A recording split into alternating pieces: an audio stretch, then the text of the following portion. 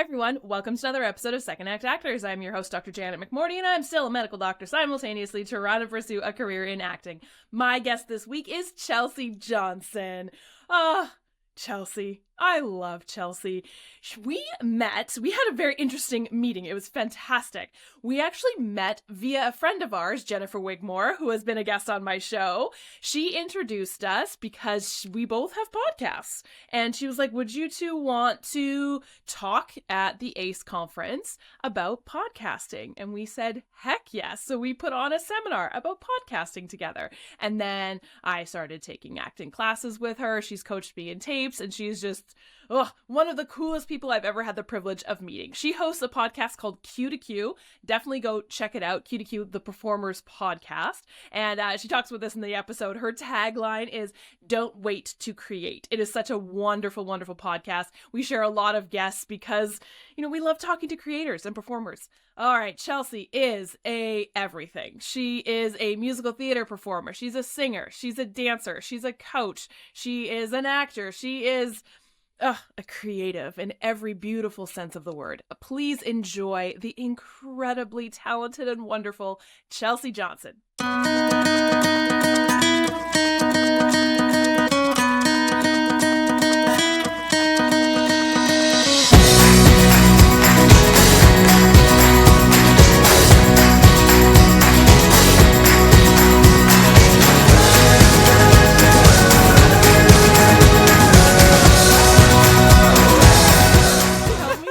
Tell me your story. How did you get into this crazy business? Okay. Wow. Okay. Well, I was born on a... No, I'm kidding. it was a rainy Tuesday.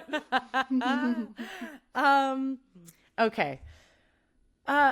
Since I was really young, it didn't start as necessarily as a, I'm going to do this as a thing. Although that did happen quite early, but not that early. But when I was younger, my parents, I was really lucky in the sense that my parents encouraged expression, and music was always playing in our household. And every night after dinner, they would put us in the basement, me, my brother, and my sister. There's 5 of us now, but at the time there were 3. And would turn on records, and we would make up we would dance and kind of storytell through our bodies literally every single night after dinner, and dance around to George Michael's Faith, or the Dirty Dancing record. We had a record player, and it to this day, I can't not move when music is on. They're kind of synonymous, and then we grew up watching so many movies. So my dad built, and I think, I'm kind of fuzzy on these details, but had a video store called Circus Video, and it went under eventually. And I was really young, so I don't remember. It's kind of foggy, the details.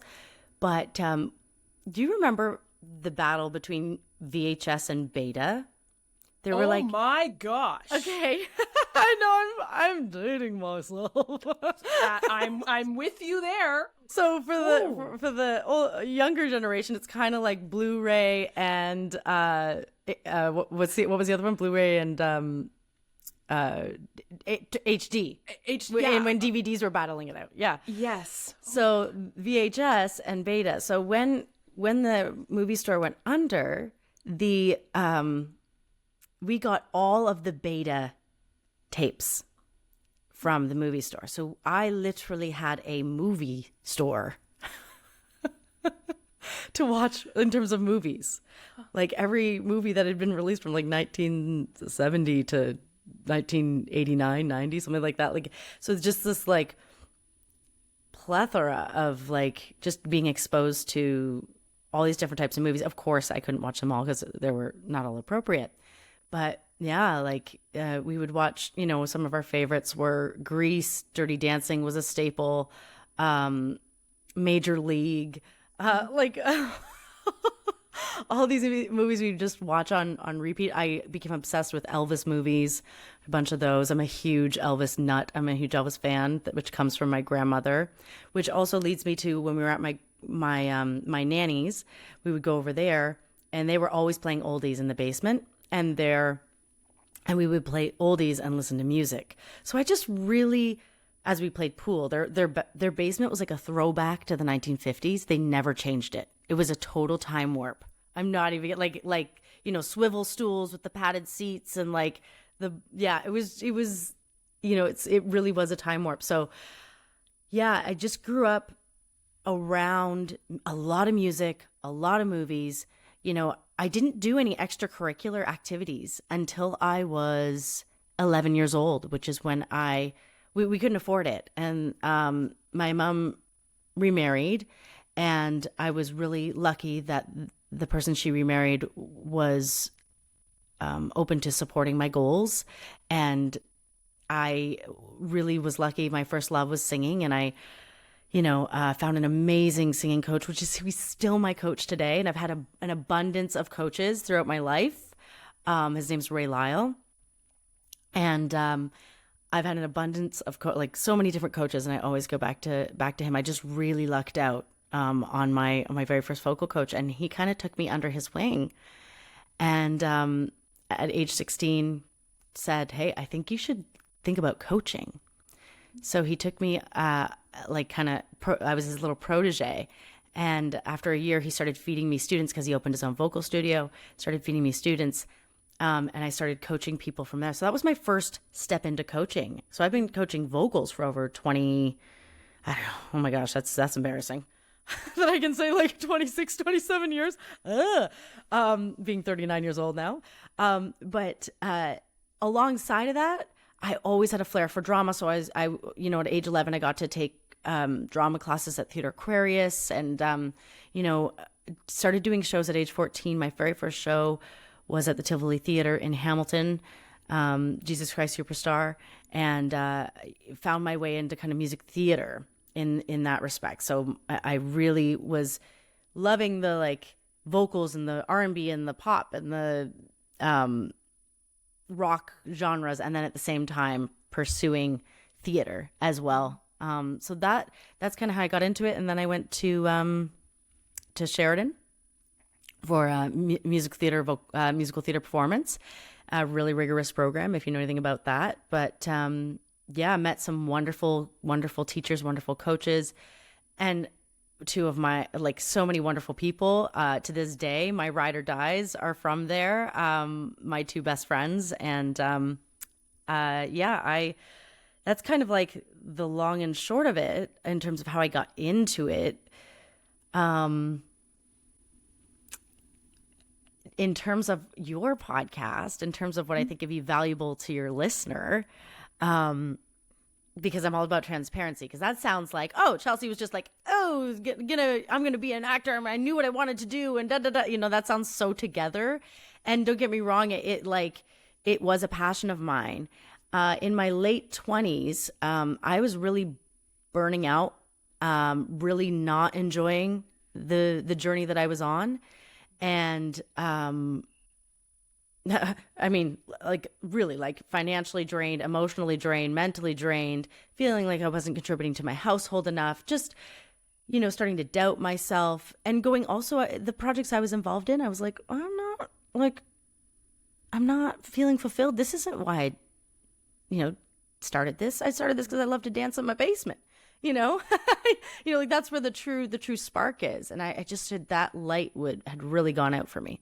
So I actually left the business for about 5 years, which doesn't sound like a long time, but in true Chelsea fashion, I go big or go home. I'm like, I am no longer an artist. I'm not doing any of that anymore. Throw the baby out with the bathwater. Oh my goodness. But anyway, what I really realized about that experience, it was so valuable.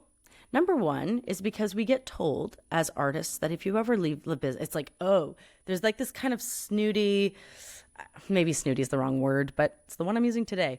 But it's oh, she left the business. There's this she couldn't hack it feeling that you know what I mean? There's this kind of permeation. It just lives in the zeitgeist of the industry.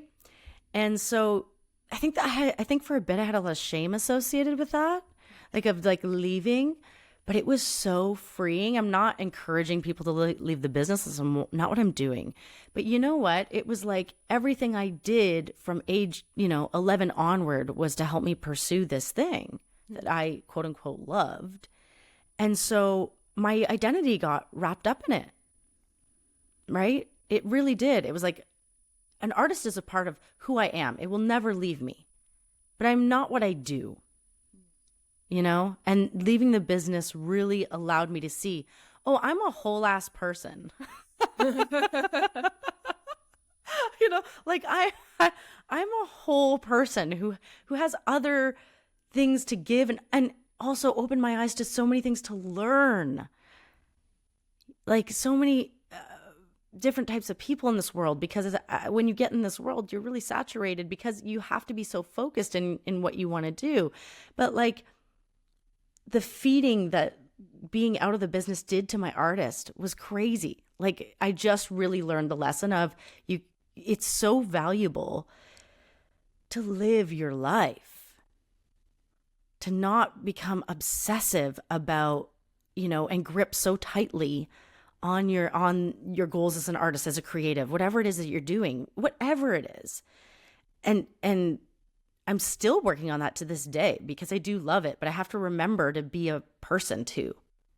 And that actually feeds my artist big time, And so my artist started getting really loud because I was put it in a corner and was you sit there, and you don't come out. I was I'm not doing this anymore. But in doing that, my artist started really screaming, being I need to do this. So it really then allowed me to reflect on, oh, maybe this is part of me, but I don't need to silence it completely. And then I started thinking, I was what is it that if I were to come back to this, what does that look like for me? And for me, what I really realized, I started getting curious about sorry, you've asked one question and I'm just talking. Okay.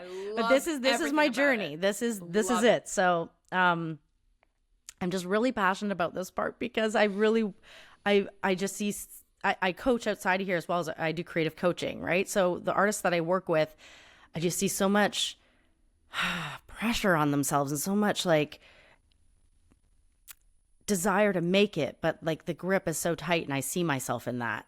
Mm-hmm. So if I can share anything with everyone, I just want to say be gentle with yourself because that's just so freaking important. And I'm still learning that. But yeah, so I started going, okay, if I were to come back to this, because I'd been gone for 5 years, what does that look like for me? Mm. If I get to redesign this, because I can't do what I was doing, because that was literally sucking my soul. So I know what that looks like. So if I come back to this, what does this look like for me? What parts of being a creative do you like? Okay, I like the expression part. That's no matter what I do, that just seems to leak out of me. I love connection. I love rehearsal more than I love performing. Okay, so it's the connection. It's the camaraderie. It's the creating with others. It's the playing off of others. It's making something together with collaborating. I love that. And then I literally was when I was in the business, I noticed that a lot of artists would just come to me and talk to me. I don't know if I have a green light on my forehead or I don't know what that is, but I welcomed it and I loved it. That's part of the connection. I was maybe that's why, right? So they would just come up and talk to me and tell me just basically about what was going on in their life or their issues. And so I started to see a through line that we were all kind of I equate it to a duck on water, everything's fine. And underneath we're ah! Right? So yeah, I was what if we just aired this out? What if we just stopped pretending? What if and I was starting to think about what made me feel leaving the business, and part of that was lack of community, feeling alone, isolation. I think that's one of the misnomers that exists about performers is that we're like these social beings that are like out social butterflies, and maybe some of us are, but a lot of us, it can be quite isolating, the experience. So yeah, that's where I got the idea for Q to Q, like for my podcast. It was like, what if we just aired this all out? What if I could learn from people and in the learning share with everyone else, and we can all just stop pretending. And I think that if we can stop pretending, that weight will just lift off our shoulders a little bit more and make us feel a little less alone. Yeah. And I've always wanted to interview people at different points of their journey. I'm not interested, like, don't get me wrong, I've had amazing people on, like Ryan Stiles and Julie Black and like Colin Mockert, like some wonderful, like, people who have done amazing things in their life. But I think it's really, really important that for what my podcast does anyways, is like, everyone at every stage and every part of your journey, it's all important. Yes. Because I think if someone's listening and they're at a different point, like, can you relate to, someone who, like Colin Mockert, or maybe you can relate to parts of his story, but he's not exactly maybe where you are. Right. And sometimes we put things, accomplishments on the pedestal, like on a pedestal. Right. Yeah. And although those things are awesome, and I hope they happen for everyone, including myself, I don't think that's what makes us an artist. And I don't think that's what brings us joy necessarily. So yeah, I came back and I started the podcast, and I really realized that I want to create more of my own projects, less auditioning, I have a real passion for that and collaborating and creating, as opposed to like, although, like, don't get me wrong, like right now I've just started doing a Grease review show, and like I'm still performing and things like that. But my passion really lies in like seeing people, the coaching, I just love collaborating and seeing people just embrace themselves and fly. I really do. It's a huge passion of mine. So yeah. Yeah, I think it's so many things that you just said just struck such a chord with me. I think the first one that I'd love to chat with you about is the idea that you quit, therefore you fail. And there's like, you quit, therefore everyone at the water cooler, or whatever the proverbial water cooler is for acting, is like, oh yeah, like she couldn't hack it in the talkies, right? Like, stuff like that. And I think about that so much because of the parallel I find with a lot of very focused tunnel vision career paths. I'll use my own example of medicine. Yes. Where there's a feeling of, this isn't just your career. It's not like I'm just going 9 to 5 doing data entry. No offense to people who do data entry. This is my calling. Yeah. And it is so much my identity that if I quit, not only are people going to be like, ha, told you so, but a part of my identity will be ripped away and gone forever because it is my calling. And I wonder what your thoughts are, because for me, it's the reason why I feel that way is because of how hard it is to become a doctor, to become an actor. It's like the education part of it, where if I decide to quit, I've invested so much time, energy, money, that my calling is now gone. That time, energy, money is now gone.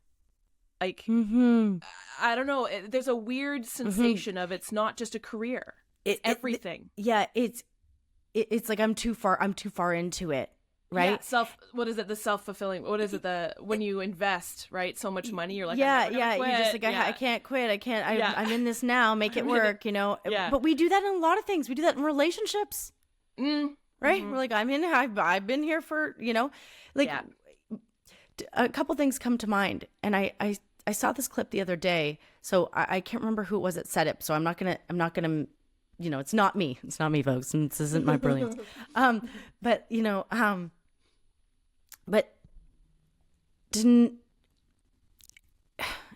they were saying something along the lines of, instead of worrying about making the right choice, make the choices right. And so not thinking that every choice you make has so much weight to it. That, we think, they were using an example of like, okay, say you have Yale and Harvard to choose from to go to school, and you choose Yale and you have like a terrible experience. It's not great. And you're like, oh, I should have chose Harvard. I chose wrong. She's like, how do you know that Harvard wouldn't have been the same or worse or better? We don't get to look into the, the future. There's no duality where we can see and compare. So you get one life and you get a million choices. I think sometimes I think anyways is like, I'm limited. I only have so many choices I can make and so many turns. What the heck? Who made that rule? I made it up in my head, right? Like, like we can make we can turn at any time. People say you can't go back. Yes, you can. You may be a little bit older, but yes, you freaking can. I'm just learning that now. And you know what? You go back and you are a different self and you have different experiences, but you can pivot, you can turn. And I think that pressure, and guys, like I am learning this in real time. This is not me pontificating. I am in the mud with you. Like, I'm learning you can make a hard left turn at any given point. It's really what I'm discovering. It's just my worry about judgment of others, of the shoulds, of what I should be doing with my life, what I should look like right now in my, compared to what society thinks I quote unquote should be doing. Hate that word, should. Get out of here. Right. And the other thing that came to mind when you were like, leaving the business and, oh my gosh, and people, thinking about talking about you and all the things and feeling like a failure. Here's the funny part of all of that. It's all head junk. Like, nobody think about me. No. Nobody cares. Nobody cares about you. Nobody cares about me. What the heck? Who do I think I am? Like, honestly, you know what I mean? Like, nobody thinking about you.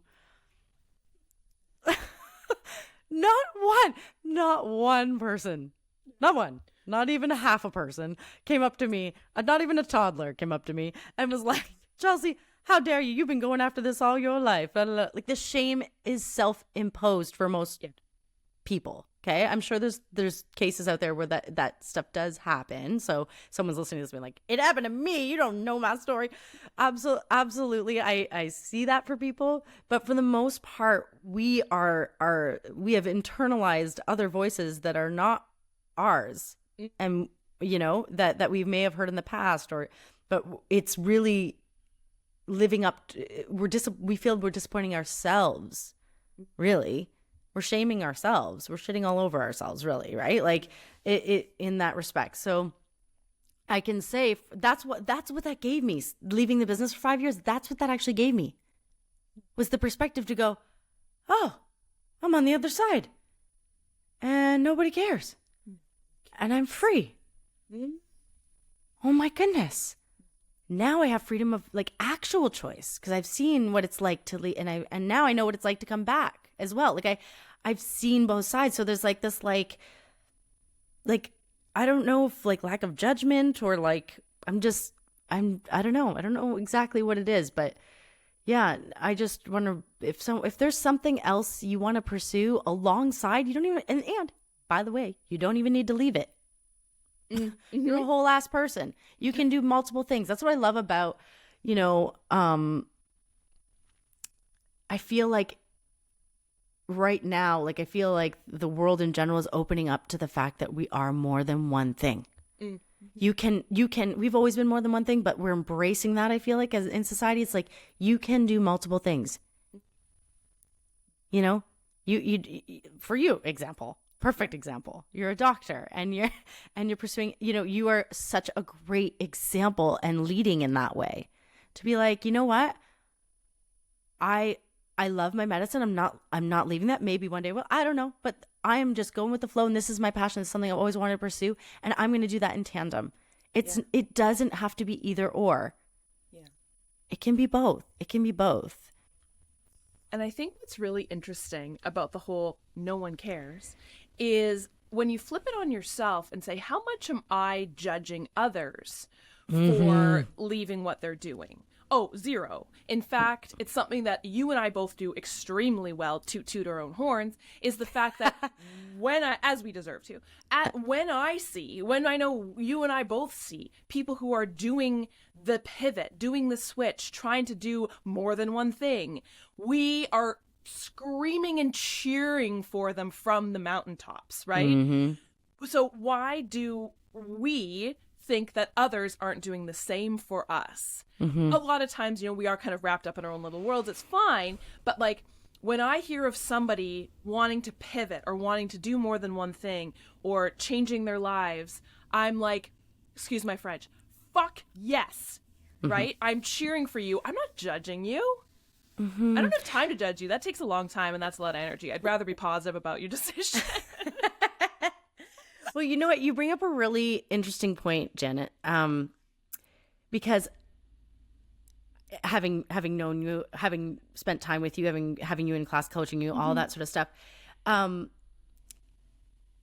it's one thing that I can say in my experience of you is that you have a very abundant mindset. So I think we've all been there, and you know, I can only speak for myself. I've been there at points in my life where I wish I could be a little more happy for people. You know, Totally. You know, I've had moments, but when I look back and reflect on those moments, I realize that it's because I had scarcity thinking. Like I there wasn't enough to go around. You know, and someone's happiness was a threat to my own because I didn't really truly believe that it would come to me because I didn't have abundant thinking in that moment. It was like, well, you know, whether it was for me specifically, like it could be around the way I looked, you know, to be like, oh, well, that person is blonde and 6 feet and that, like making it and judging them for being beautiful or like, you know, quote unquote, like society standard, whatever that's beauty norm, which I also think is getting much better, you know, in the industry, you know, slow progression, but it is moving. Yeah. But I reflect back on those times where maybe I wasn't as, you know, didn't have as much grace for others or myself, as mostly because I didn't believe it could happen for myself. Lack of belief in myself and that it would, you know, come, that I was deserving of it, or that that I could have what I wanted in life. And so it was really hard for me to be happy in those moments. Now, different. I'll tell you what flipped that for me in and it's not like I did it all the time, but we all have moments, right? Where we're insecure or whatever. But I'm telling you, I'm like you. I don't experience that, very, very little now. And it's creating. Like my tagline for Q2Q is don't wait to create. And there are so many reasons for that. But creation gets you out of your head and into your body. Number one, it gets you out of your head. When you're creating, you're not thinking about who thinks what. When you're actually in the act of creating, you're in flow, you're actually focused on the thing you're doing. But when you're like you just mentioned, you know, I'm like, yes, fuck yes, change your life, all that, in hanging around creators like yourself and like other people who create things and content, and people who create are the last, that what I've noticed are the last people to judge other people, because they know the vulnerability and how hard it is to actually get something from A to Z. They know. So they're the last people to be like, well, that was a piece of crap, or how dare you? No, you shouldn't do that. Don't think that doesn't work. That doesn't. They're the last. Creators are the last people, from my experience, anyways, that I've noticed, and I noticed for myself when I started creating, because it's such a vulnerable act to go, here's my art, like, and I can say this because I'm also a performer, and it's a different feeling when you create something from nothing, from your own, like, and don't get me wrong, as an artist or as an actor or as a singer, you are creating from your own thing. But what I've noticed that's different for me, like what the podcast, like it's my thing, like it's my baby, right? So like there's a little more vulnerability in the sense that like the idea of the thing is me, and the creation, and when it goes out, it's I've touched it at every touch point along the way. I have my hands in it, and that makes me feel a little more vulnerable. Yeah. So when I see other people creating, I'm like, oh man, I know, and I'm like, get it, yes. And that's where that comes from, because it's just it's a vulnerable feeling, but it's a freeing feeling as well. And that's another reason why I say don't wait to create, because I've noticed for myself, I've just developed such a more abundant mindset through that. and also a better understanding of creative process. So I can actually collaborate with people better now because I understand the other side. I'm not just the performer side, but like the producing, like I've directed and produced theater shows as well. So like understanding what goes on, I have a lot more grace and I can actually communicate better because I know what's going on their end as well. So that's one thing that I can share with my experience in going from maybe like a little more judgmental, a little more critical as a person to 10 years later finding myself just like you going, yes, you can do this. Like get so excited when I see people succeed. Yeah. In the way that they want to. I would love to hear about your approach to teaching and coaching actors. Okay. Well, as you know, I coach at MAP Actors in Toronto, and I study or collaborate, however you want to call it, with the wonderful Meredith McGeechee. Shout out, amazing. Yes. What drew me to the way that we work at the studio is the play-based, kinesthetic-based way that we work in our bodies, and the autonomous way that we work. I really, have enjoyed that way of working. It's how my system turns on, and I'm less worried about what people think of me, but also in terms of coaching, watching others empower themselves, and discover through play and through grace for themselves, and really looking at them, developing themselves as artists as well. And seeing themselves in that light is so, important. And we do crazy exercises in class to get you into your body and really tune into yourself in a way that is born of through your body, and not so intellectually based, and which creates some magic in class as you witnessed. So yeah, that's in terms of approaches, it's like, in terms of approaches, it's really the magic word of playing, getting back to what we did when we were kids, and undoing the shoulds. It's funny. When you were talking about it, I was of course reflecting in my mind about my experiences in the studio and in your class, and remembering sitting and auditing a class and that you invited me to, and I'd never cried watching an acting class before, but I had like tears streaming down my face just watching other actors create. And it's funny just thinking now about, we're talking about scarcity mindset and abundance mindset, being in your class and being a part of this studio. And again, this is not an ad, blah, blah. Everyone knows this. I'm not sponsored by anybody. But truly, when I think about what was the ability to change into an abundant mindset for myself, 100% part of it was being in this studio in your class, because you're watching people create and do the thing. And what is so different from any other class I've been in is there was never, I would sit and be so excited to watch other people do their scene. I know, right? It never existed before. I was like, oh, this is so boring. I don't care. When is it my turn? I know. Watching them play, I was like on the edge of my seat every week, watching them do the thing, being like, fuck yes. And that developed the abundant mindset, because I was like, this is creation. It is so powerful. Yeah.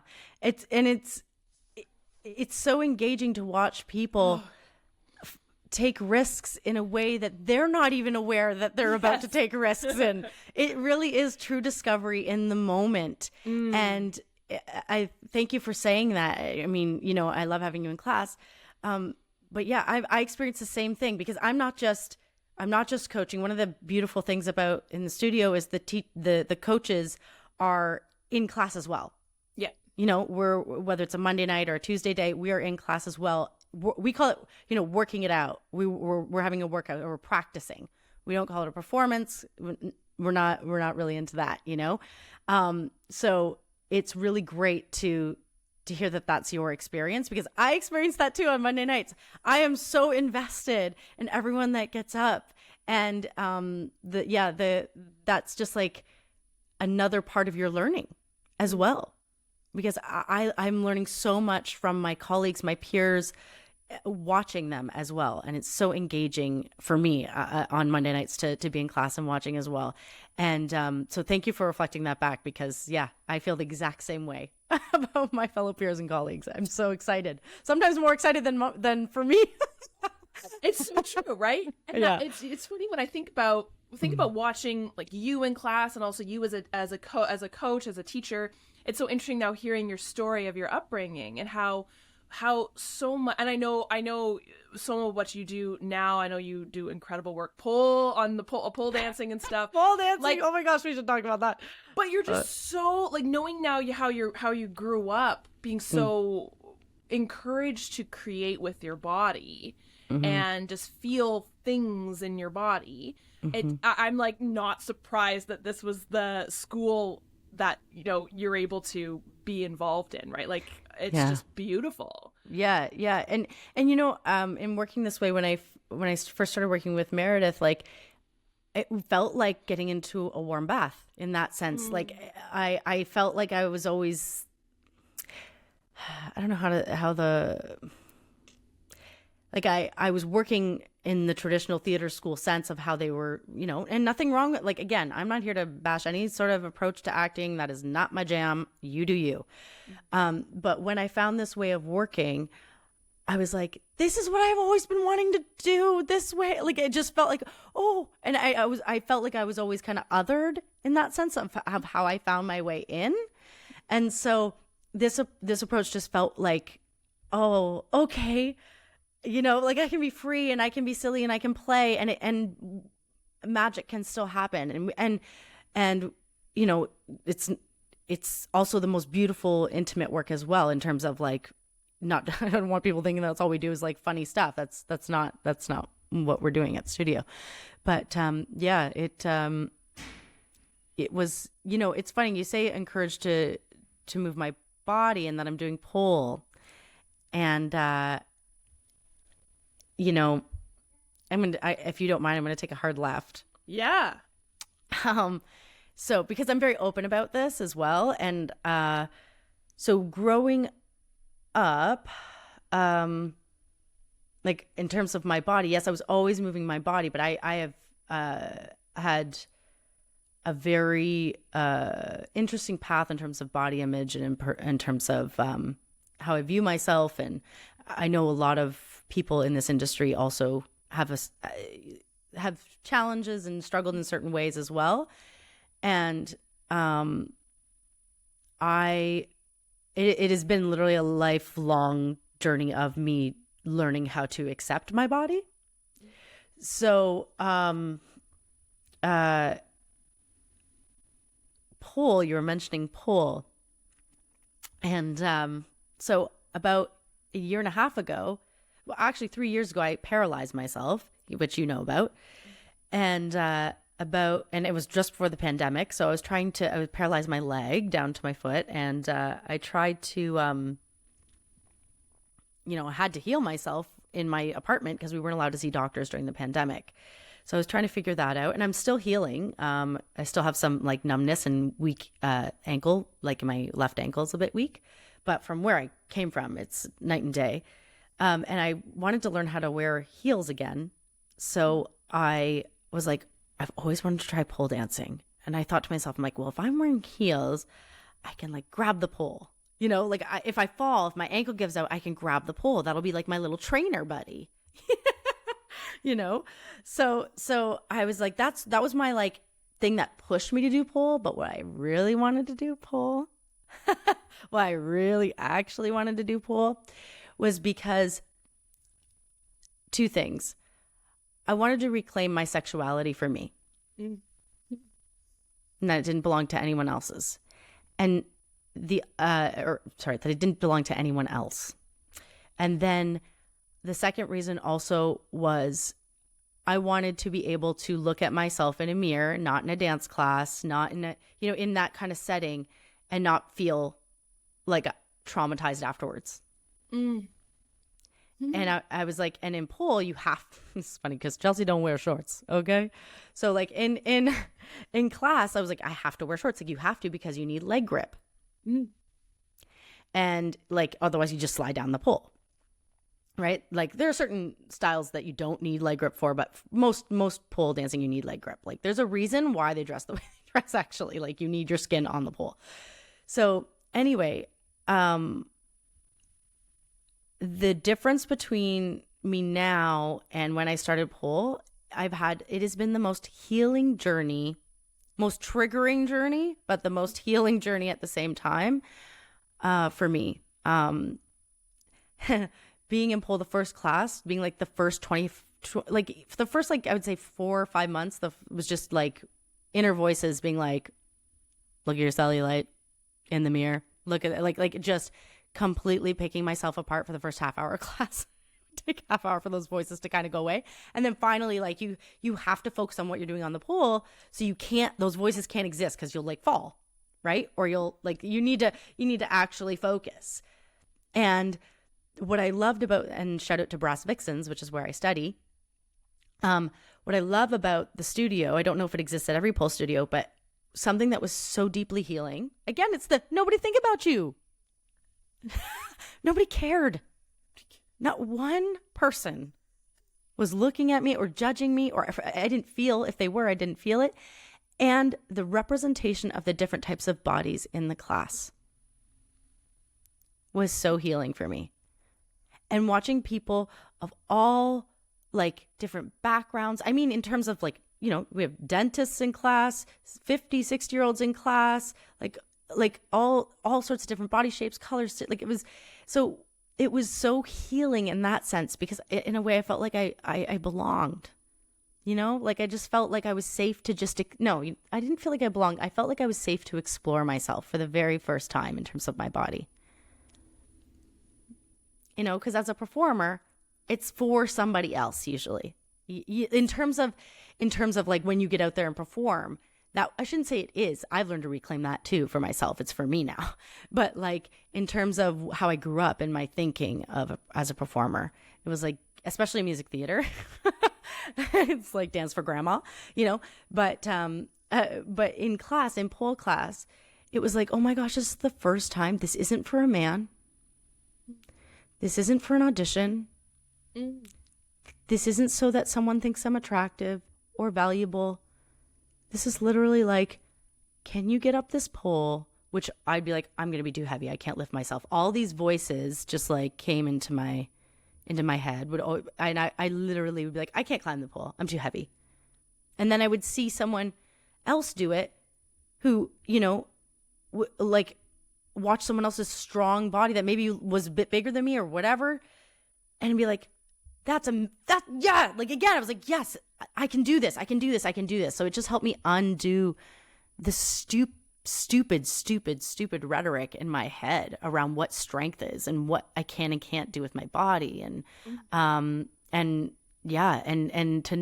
to make sexuality a part of me that sexuality is healthy, and sexuality is, if for me as an artist, I want to explore all the parts. And in exploring my sexuality, it is integrated in other parts of my life and into my work as an artist as well. Not just sexy scenes. Everything. What I've discovered is everything touches. So the way I was compartmentalizing my trauma and my body image stuff, and it was not allowing me to be as free as I possibly could as an actor, as an artist. And I mean, of course, being in class every Monday at MAP and working with amazing actors is a part of that. But pole in specifically was like this thing that like helped me tackle this thing in a very like intentional way. I'm like, I'm going to show up in my shorts and meet myself at the pole. Like the pole feels like my alter ego. Like it feels like it's like the other version of me, not other version of me, but cut that out. It's not the other version of me. It feels like I'm meeting myself at the pool. I don't know if that resonates with anyone, but it's been fast. It's been such a, and it's hard. It's hard. Pool's hard, y'all. So many things, again, that are going through my brain about, the sports scientist in me is looking at the parallels between that and like how we approach performance anxiety in high level athletes. The idea as well of this is me on my soapbox about like capitalism and the patriarchy. Like the world keeps on going in a patriarchal way if we as, feminine identifying human beings have scarcity mindset. What you're doing, and so what that is scarcity mindset in like, we must compartmentalize everything. We must banish sexuality from the fact that it's like part of our integration of everything. We need to be worried about what everyone's thinking about us because that is what keeps the like capitalistic machine running. But what we're like, the ultimate fight the system is abundance mindset, and everything that you're doing is creating that. Yes. Like, even just what you're experiencing in your pole class is like saying fuck you to the system. Can I tell you something that yes, I love everything you were just saying. I love it all. I love it all. I'm eating it up. Yes, yes. And that's such a good point, what you just brought up there. That is such a good point. And I can tell you something that I've discovered through pole about sexuality and presenting as a female and accessing my feminine energy and all that sort of stuff. And I just post in my stories, you know what I mean? Like, I'm not even posting like in my, and no one's commented negatively or whatever, but I have experienced like this. Oh, this is interesting. It's okay for me to express my sexuality when it's for somebody. Like when it's for a man or whoever, for the gays, right? It's okay, society, she's doing it for something, for a reason, for a performance, for whatever. But when it's for me, pushback. No. Like it's like when it's just for me. When I say, or sometimes I post me dancing, like in my solarium, like I have a solarium. Sometimes I just post me dancing because I love to express, and now you understand why, because I've been doing it since I was a kid. Like, it's just a part of who I am. It's like I decided. No one hired me to do that. No one, no one's standing there watching me. It's completely for me. And what I've noticed is I've received messaging growing up that it's not that the only reason to express that sort of, I'm specifically talking about pole and sexuality, is if it's for someone else. And and feeling like if I post that, well, then what am I saying about myself? I'm saying I think I'm amazing. I'm saying I like all this head junk started coming up for me, which like for me was all the more an indicator of like, oh, I needed to go towards that. I need to, I need to undo that thinking. That's just really not, it's not true. It's not helpful. It's also keeping me from deepening my understanding of myself as an artist, like all sorts of things, right? That were coming to my mind. But that was a big thing. Like when it's for me, the patriarchy says, oh shit. Right? Like, no, not for you, for us. Yeah. And so that's been powerful.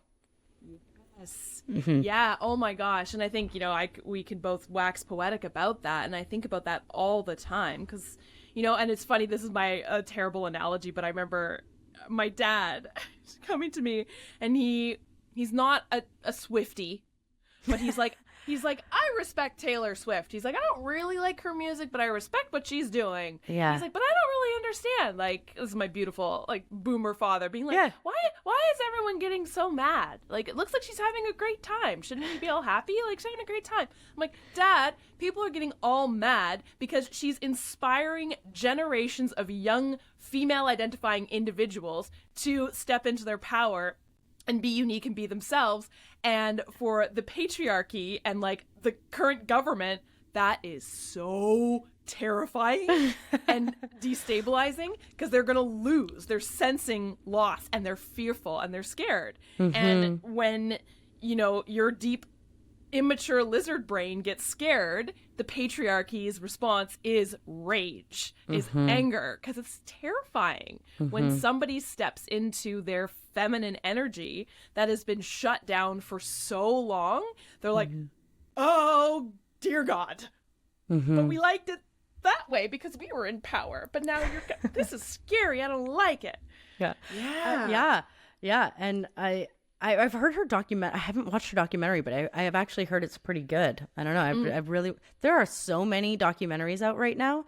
Oh my God, I know. I was like, I need to watch. Yeah, it's about like they're like powerful female identifying individual documentaries. I'm like, I need to support this. Yeah, I know. But you know, I'm just recently separated from a 17-year relationship, and starting your life over. Geez, you know, that takes up time. Just a tad, Chelsea. You guys, okay, like I literally, you know, got into my apartment. I was like, oh, in a month, I'll have it going in a month. Womp, womp, womp, womp. Like literally, what is it? It's February now, and I moved in November, and I am nowhere close. Where's the pressure coming from? It's 100% from me. Nobody cares. 100%. It's totally Nobody from me. cares. That's what I mean. Those expectations, like, like, you know, the expectations I have for myself. And I kind of, you know, I stopped at I should say I stopped. It's still a work in progress, and my therapist will tell you.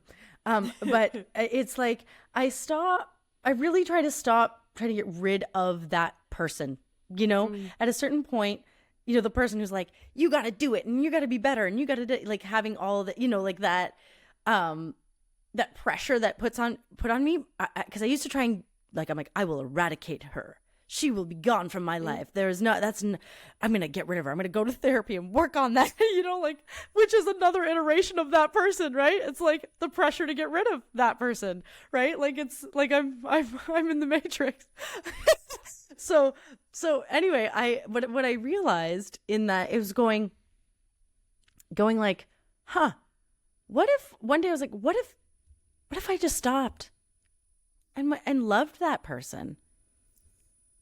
Like, what if I just stopped and now I can laugh at myself, as opposed to because when that person showed up, I'd be like, oh, I'm doing it again. And I'd feel so disappointed in myself. I would be like, I'm not getting any better. I'm still that like person who has high expectations and put so much pressure on myself. And I like, you know, tell myself I'm not doing enough or doing well enough or I'm not enough or blah, blah, blah, insert negative comment. Right. And at a certain point, I was like, oh, what if it just means I care a lot? Like, what if that person's not like what if that part of my personality, you know, is not a terrible thing to have? And so when I show up, I'm like, oh, when it shows up now, I'm like, oh, there you are. There you are. Just trying to like do your thing. Oh, you're so cute. You know, that's fighting the system. Yes. So it's really interesting over the last few years, like how I can see that now. And I don't think I would have been able to see that, you know, 5 years ago. I would have been trying to push through and kind of having like just a tight grip on myself, really, you know. But the gentler, I think we can only be as gentle with other people as we are with ourselves, you know. So I think it's made me a better coach. I think it's made, you know, I think it's and also I like it more. Like I just like coaching more because of that, because I feel I'm collaborating with people more, you know, because there's room for more, there's no wall between us. That wall of expectation between us, it's down, like it's less, it's more like, what do you bring? Can we collaborate? I already think you're amazing, you know, as opposed to like me feeling like I need to produce a result for this person, you know, in my vocal lessons or with people, or, you know, they're expecting a result. So I got to get right. There's that part of my personality coming through again, you know? And I'm like, I don't do that. I always assume when I'm a student, I always assume I'm responsible for my learning. why am I responsible for this person's learning all of the time, 100% of the time? What if we start looking at this as a collaboration instead? Then we can make art, right? Then we can, then we can actually, it becomes less didactic, in nature. Yeah. Do you have for anyone who is interested in getting back to creativity later on in life, or whose artist was pushed in a corner and is screaming at him? Yeah. And that's why I wanted to offer that today, because I don't want it to sound like I just like went on this straight trajectory of like, I always wanted to be an artist and was an artist and forevermore will be, any advice?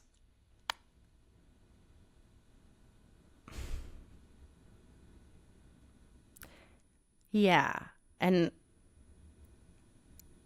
let me think about this specifically, because there's a few things coming to mind. But the first thing, the things that's loudest right now, which is hilarious because I'm just about to say whisper, is you can hear the whispers.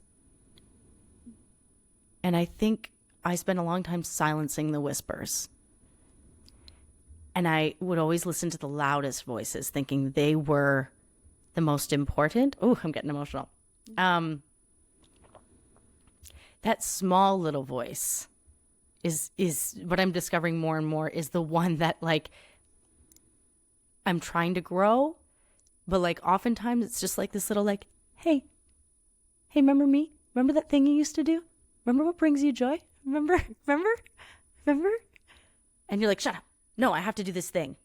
Can you just get quiet long enough just to hear that little thing and just give it a little bit of breath and get curious about it?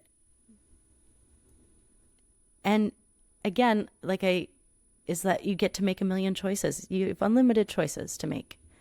And you can follow that thing and then decide, I'm not saying quit.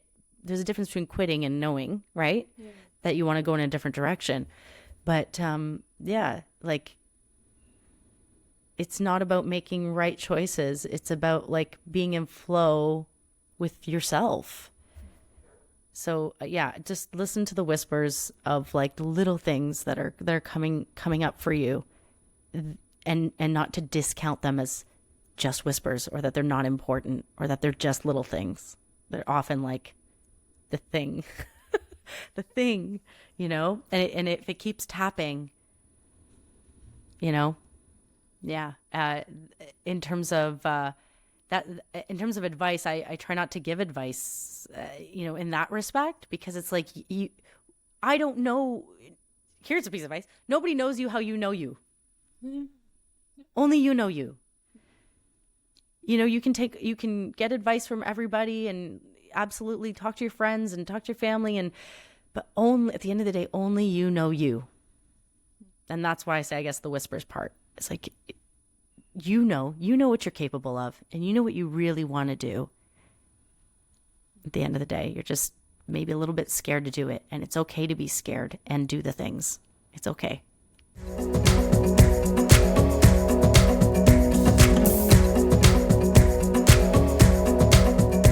Thank you, everyone, for tuning in. And thank you, Chelsea, for being my guest this week. Thank you so much for this beautiful conversation, for swearing a lot with me, yelling at the patriarchy. It was just such a joy. Again, I absolutely love talking to you. I love being in your acting class. I just love the energy that you bring to legit everything. I love your energy they bring to everything, girl. Thank you, everyone, for tuning in. And I hope you will join me next week for another episode of Second Act Actors. Bye.